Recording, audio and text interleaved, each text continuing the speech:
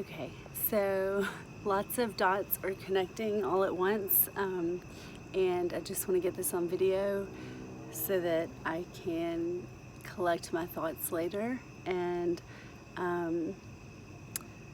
anyway, I paused the EA Zoom webinar recently done by Shannon Gill on Syzegy to go grab an oracle card deck that I had shuffled on the way home from Arkansas today, and just in the dark pulled 4 cards, and something she said reminded me of that, so I went to get it.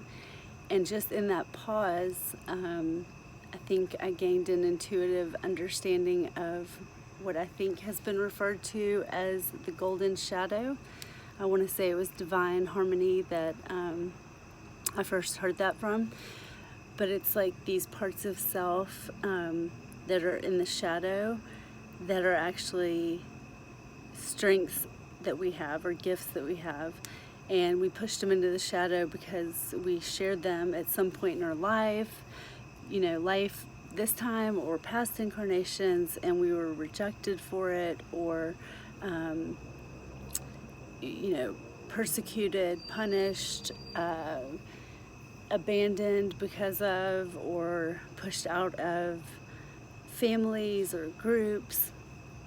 And so for me, that is like my natural confidence, especially in regards to intelligence. I can remember being in elementary school and always raising my hand first and wanting to answer when the teacher would ask a question, and that's not very appreciated, by your peers when you're little. And so I just learned that it was better to keep quiet, even if I had a solution to a question asked, or, just wanted to go in front of the class and answer questions. I can remember we could go up to the overhead projector and do math problems, or spell words, whatever it was. I liked that role of being up there as teacher, and I pushed that away too, because I think even some teachers, some adults told me,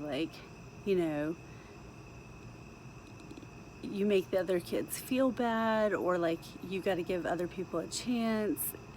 So even by the adults in the school, I feel like that part of me wasn't safe. And so it really makes sense too that during this awakening process, my positive projections have all been onto people I admire for their confidence and their leadership and their teaching and their wisdom and just breadth and depth of knowledge, all these things that on the inside I feel like I have, but have such hesitation in bringing out to the outside. So I hope that makes sense. So I'm really grateful, Shannon. I'm not even halfway through the webinar and it's amazing. You just told your story about Mexico City and it sounds just like the coolest experience, and I'm so glad you shared it. So I'm gonna go finish the webinar, and then maybe I will show the tarot cards that I pulled earlier. They're actually oracle cards from the Lightworker Oracle deck by Alana Fairchild. It's an amazing deck.